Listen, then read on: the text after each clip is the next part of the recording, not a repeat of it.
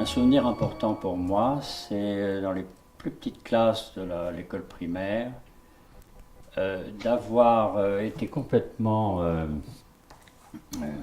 fasciné par les reproductions de Gauguin, la période tahitienne, par les couleurs, j'arrivais pas à détacher mon regard de ces reproductions. À partir de là, je ne sais pas si c'est un détonateur, mais j'ai toujours dessiné. Mon grand-père était déjà aussi dans la partie dessin, académie, et mon père était dessinateur de presse. Il y avait un sédiment, je pense. Et je me suis dirigé vers le graphisme, vers la publicité, puisque c'était un moyen aussi de vivre de son art, entre guillemets, parce que la peinture de base n'est pas très évident d'en vivre tout de suite. On était avec les grands affichistes qui étaient Villemot, Savignac, Hervé Morvan, enfin tous ces gens Collin, les Collin, Paul Collin et Jean Collin. Il y avait Cassandre un petit peu avant, bien sûr, et on était dans cette époque de la peinture en publicité, on va dire. Les affiches étaient des peintures, on dégageait des idées fortes par les colorations, justement le dessin. J'ai commencé effectivement à faire les salons de peinture, où j'ai été remarqué au sein d'un premier salon et puis ensuite un deuxième salon.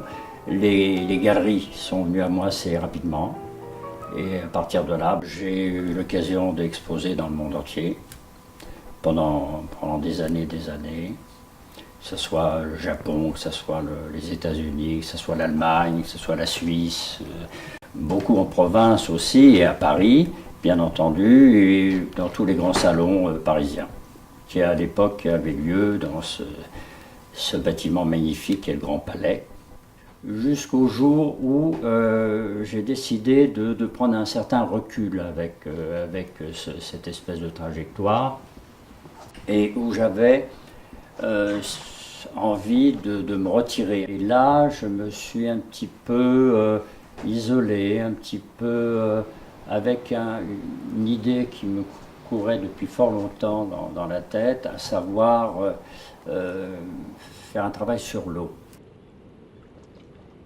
Et j'avais besoin de ce recul, j'avais besoin de cette méditation et de me ressourcer par voie de conséquence, bien entendu. J'ai toujours eu au sein de mes toiles le désir toujours de faire que le regard se porte le plus loin possible, avec une notion d'espace, avec une notion de fuite, avec une notion de perspective importante. Donc travailler ces masses et ces plans, travailler les plans, pour essayer effectivement, et par le biais aussi de la coloration très souvent, en travaillant des complémentaires, en travaillant des teintes froides en confrontation avec des teintes chaudes, essayer de créer des éléments justement de rupture et puis pour permettre à l'œil d'avancer dans un espèce de corridor qui débouche sur la lumière. Je me suis échappé, je crois, de toutes les influences, quelque part. Et là, j'ai peut-être trouvé ma véritable touche. Très longtemps, j'ai été beaucoup dans le sillage des nabis, par exemple. Des gens comme Bonnard me touchaient beaucoup. Des gens comme Matisse, par ailleurs, chez les Fauves, chez l'expressionnisme aussi m'a beaucoup interpellé.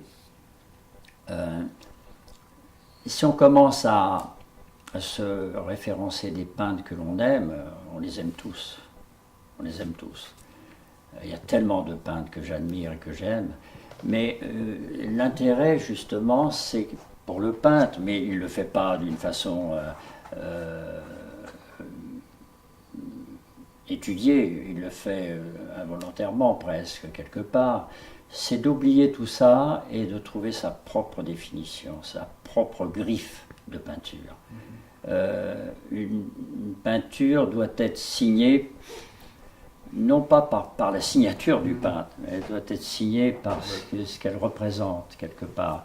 Et quand on a trouvé vraiment son style, diront certains, sa griffe, diront d'autres, je crois que là, on a sa propre expression, sa propre identité, en fait.